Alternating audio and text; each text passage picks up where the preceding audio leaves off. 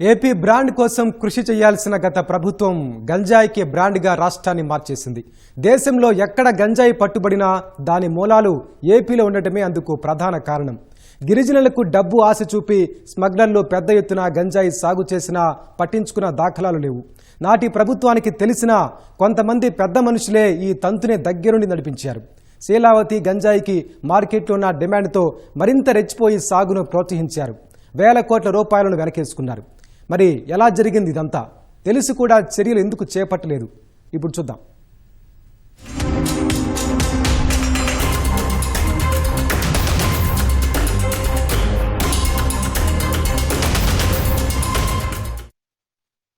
ఏపీలో లభించే శీలావతి రకానికి దేశవ్యాప్తంగా డిమాండ్ ఉంది. అయితే గతంలో హిమాచల్ ప్రదేశ్లో పండే మలానా క్రీమ్ రకానికి, కేరళలో ఎక్కువగా పండించే ఇడుక్కి గోల్డ్ గంజాయి రకాలకి దేశవ్యాప్తంగా విపరీతమైన గిరాకీ ఉండేది. కానీ నాణ్యతలో ఇవి శీలావతితో పోటీ పడలేకపోయాయి. ధర కూడా వాటితో పోలిస్తే కాస్త అందుబాటులో ఉండటంతో ఇక్కడి సరుకుకి డిమాండ్ పెరిగిపోయింది. 5 ఏళ్లలో నార్కోటిక్ కంట్రోల్ బ్యూరో దేశవ్యాప్తంగా ఎక్కడ రైడ్ చేసి గంజాయి పట్టుకున్నా అక్కడ శీలావతి దొరకడంతో అధికారుల చూపు మొత్తం ఏపీపై పడింది. ముఖ్యంగా ఏఓబీలోనే దీని సాగుకు మూలాలు ఉన్నట్టు గుర్తించారు. కానీ ఇది వయా ఏపీ నుంచే వస్తుండటంతో కేంద్రం నుంచి రాష్ట్ర పోలీసుల వరకు మొత్తం ఏఓబీ గంజాయి సాగుకు అడ్డా అనే అభిప్రాయానికి వచ్చేశారు.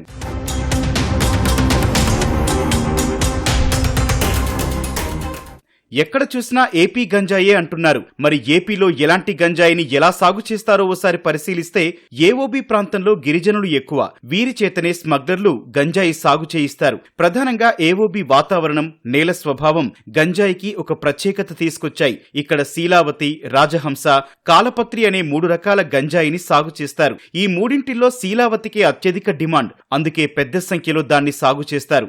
ఏటా ఇక్కడ జులైలో పంట వేస్తే 5 నెలలకు అంటే సరిగ్గా డిసెంబర్ వరకు చేతికొస్తుంది. ఆ తర్వాత జనవరిలో కోతకొస్తారు. 1 ఎకరానికి సుమారు 500 కిలోల మేలైన శీలావతి గంజాయి చేతికొస్తుంది. దీనికయ్యే పెట్టుబడి ₹1,00,000. ఆ పెట్టుబడి కూడా స్మగ్లర్లే చూసుకుంటారు. పంట చేతికొచ్చాక అది ఎండిన తర్వాత స్మగ్లర్లు వారి వద్దకొచ్చి గంజాయిని సొంతంగా తీసుకెళ్తారు.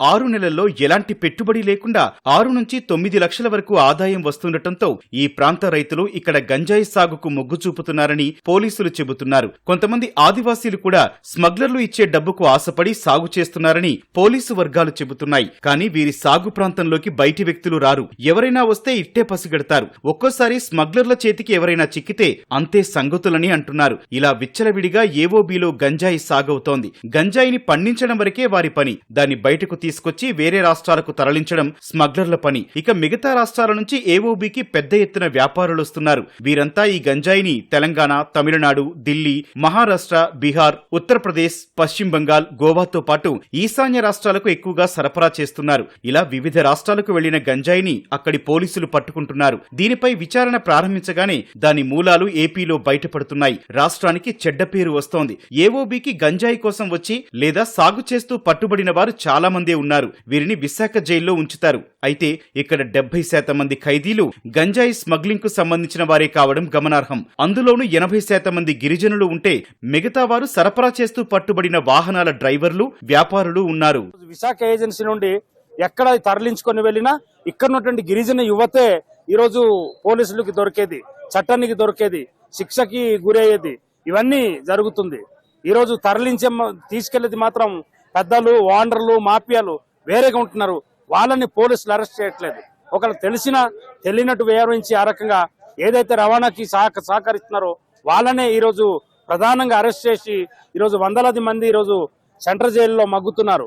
ఇప్పటికే ఒక 700 మంది సుమారుగా జైల్లో ఉన్నటువంటి పరిస్థితి. గంజాయిలో కూడా ఆ గంజాయి బాసులు క్షేమంగా ఉన్నారు. వాళ్ళు అసలు ఒకరిని అరెస్ట్ చేయలేదు, ఒకరు కేసులు లేరు. అమాయకులను ఇరగొట్టి పోలీసులు వేధింపులు గురి చేస్తున్నారు.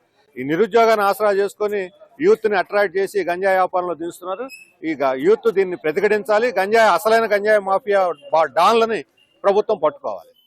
ఈ గంజాయి సాగు సరఫరా వెనుక రాష్ట్రానికి చెందిన కింగ్ పిన్లు ఉన్నట్టు పోలీసులు గుర్తించారు. 2022 ఫిబ్రవరిలో దాదాపు 8,500 ఎకరాల్లో సాగు చేసిన 765 కోట్లకు పైగా విలువైన 2 లక్షల కేజీల గంజాయిని పోలీసులు తగలబెట్టారు. అప్పటి డీజీపీ గౌతమ్ సవాంగ్ తీసుకున్న ఈ నిర్ణయంపై ప్రభుత్వ పెద్దలు కన్నెర్ర చేసినట్లు విమర్శలొచ్చాయి. సాగు రవాణాలో అధికార పార్టీ నాయకుల హస్తముండటంతోనే గంజాయి దహనం చేయకుండా ఒత్తిళ్లు తెచ్చినట్లు అప్పట్లో చర్చనీయాంశం. విశాఖ, తూర్పుగోదావరి జిల్లాల్లో అధికార పార్టీ నాయకుల అండదండలతో గంజాయి రవాణా అడ్డు అదుపు లేకుండా 3 పువ్వులు 6 కాయలు అన్నట్టు సాగింది. గతంలో కొంతమంది అధికార పార్టీ నాయకులు గంజాయి రవాణా చేస్తూ చిక్కారు. అయినా ఆనాటి వైకాపా ప్రభుత్వం పట్టించుకున్న దాఖలాలు లేవు.